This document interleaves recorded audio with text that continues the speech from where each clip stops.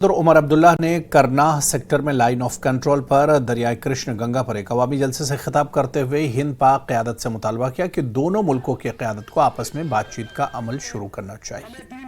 उमर अब्दुल्ला ने कहा कि कश्मीरी पंडितों के बगैर जम्मू कश्मीर मुकम्मल नहीं है।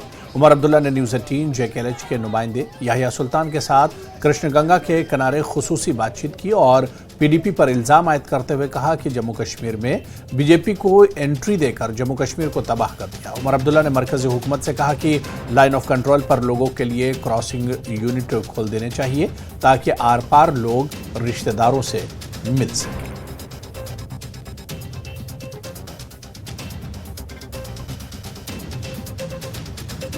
लगातार ये इलेक्शन में ये कह रहे हैं कि हिंद पाक क़यादत को आपस में बातचीत का अमल भी शुरू करना चाहिए।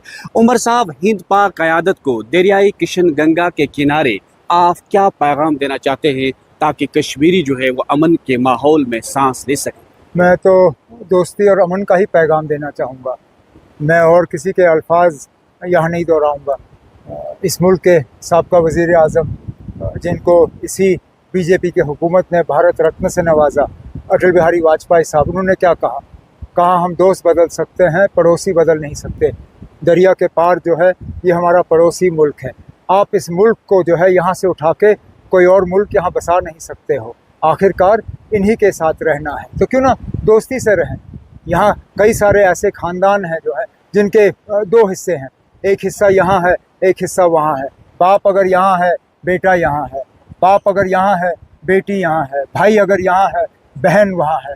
तो इन हालात में बेहतर यही होगा कि हम दोस्ती का रिश्ता जो है वो अपनाएं। लेकिन मैं ये भी जानता हूँ कि बातचीत के लिए माहौल तैयार करना ये सिर्फ एक मुल्क की ज़िम्मेदारी नहीं है।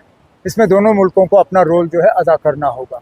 पाकिस्तान में हाल ही में इंतखाबात हुए, नई हुकूमत बनी। यहाँ जून में नतीजा जो भी होगा, नई हुकूमत आएगी। उम्मीद यही की जा रही है कि दोनों मुल्कों के मवालिद जो हैं वो बातचीत के लिए एक माहौल तैयार करें और जो हमारे फिर मसले मसाइल हैं उनको हल करना शुरू करें। आपस में आना जाना हो, ट्रेड हो, जो हमारे रास्ते मौजूदा हुकूमत में बंद किए गए, चाहे वो श्रीनगर मुजफ्फराबाद हो, पुंछ रावलाकोट हो, ये हमारे टंगधार का रास्ता हो। मैं तो कहता हूँ यहाँ पे कितना नज़दीक है ना, 50 मीटर का भी फासला नहीं है। एक पुल यहाँ लगा लो, टूरिज़्म दोनों तरफ से होगा, लोगों को फ़ायदा होगा। यानी कि आप चाहते हैं कि जब आप पार्लियामेंट में जीत कर जाएंगे, क्या इन खास तौर पर जो LOCs के करीब इलाके रहते हैं, जो चाहते हैं जिनके रिश्तेदार उस पार है, क्या कोई क्रॉसिंग पॉइंट होना चाहिए? वो आवाज़ बिल्कुल होना चाहिए। और क्रॉसिंग पॉइंट थे, मैं कोई ऐसी बात नहीं कर रहा हूँ कि हम कोई ऐसी चीज़ कायम करें जो था नहीं।